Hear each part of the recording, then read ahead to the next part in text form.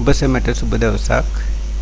ඉසිදින ජ්‍යොතිෂ සේවයේ YouTube channel එක මගින් අද දිනේදී බලාපොරොත්තු වෙනවා ඔක්තෝබර් 18 27 නොවැම්බර් 2 වෙනිදා සිදුවන රවි ගුරු කුජ සිකුරු මාරුව වෘෂභ ලග්න හිමියන්ට ලබා දෙන සුභ අසුභ විපාකයන් පිළිබඳව පැහැදිලි කරලා දෙන්නට. වෘෂභ ලග්නය කියන්නේ තිර රාශියක්. අධිපති ග්‍රහය තමයි සිකුරු. නොනැමෙන හිතක් තියෙනවා. යමක් හිතේ තබා ගැනීමේ හැකියාව තියෙනවා. යමෙක් සමග අමනාප වෙනවා නම් ඒ අමනාප වීම සිද්ධ වෙන්නේ හරිම හිමීට. නැවත මිතුරු වෙනවා නම් මිතුරු වීමත් තියෙන්නේ ඊටමත් හිමීට. গুপ্ত චරිත ස්වභාවයක් තියෙනවා. ජය ලැබෙන තුරු ඕනම දෙයකට සටන් කිරීමේ ශක්තියක් තියෙනවා. වෘෂභ ලග්නයේට ගුරු සිකුරු පාපග්‍රහයි. සනි රවි තමයි සුබම ග්‍රහයින් වෙන්නේ. ගුරු 8 වෙන්නට හා 11 වෙන්නට අධිපති නිසා මාරක ග්‍රහයින් වෙනවා. සිකුරුට 6 අධිපති වීම නිසා වෘෂභයට අධිපති වුණත් සිකුරු මාරක ග්‍රහය වෙනවා. තුන්වැන්න වූ ආයුෂ ස්ථානය අධිපති නිසා සඳු පාපග්‍රහයින් වෙනවා. නමුත් සඳු වෘෂභයට උච්ච ග්‍රහයක්. 9 10 අධිපතීන් නිසා සෙනසුරු සුබම ප්‍රතිඵල ලබා දෙන ග්‍රහයක්. පස්වැන්න අධිපති නිසා බුධද සුබ ප්‍රතිඵල ගෙනත් දෙනවා.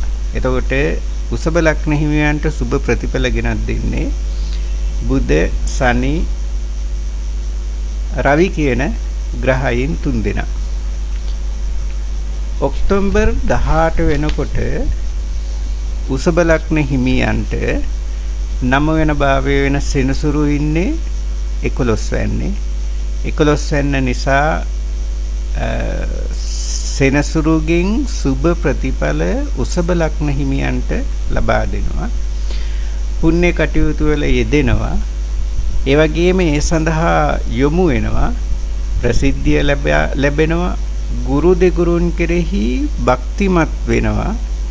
ඒ වගේම ධනවත් වෙනවා. මේ නොවැම්බර් 18 වෙනකන් වෘෂභ ලග්න හිමියන්ට මේ தත්ත්වය සුබඵල ලෙස ලබා දීලා තියෙනවා. ඒ ඔක්තෝබර් 18 වෙනිදා ගුරු කටකයට එනවා. රවි තුලාවට එනවා. ගුරු කටකයේදී උච්ච වෙනවා. කටකය කියන්නේ තුන්වැන්න කියන්නේ වික්‍රම ස්ථානය. ඒ වගේම රවි 6 වෙන්නට එනවා. 6 වෙන්න කියන්නේ තුලාවේදී රවි නීච වෙනවා.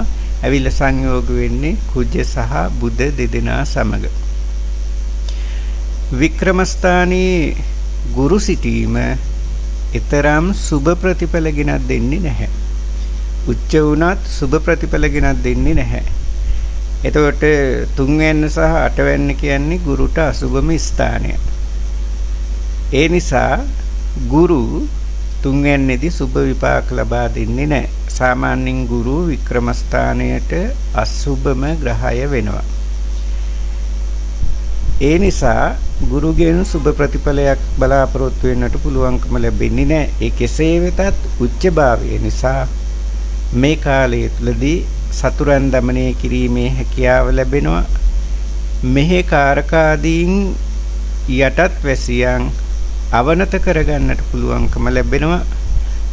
රාජකාරී වලට සුදුස්සෙක් බවට පත් වෙනවා. සතුරන් නැති වෙනවා. බලයෙන් යුක්ත වෙන්නට පුළුවන්කම ලැබෙනවා.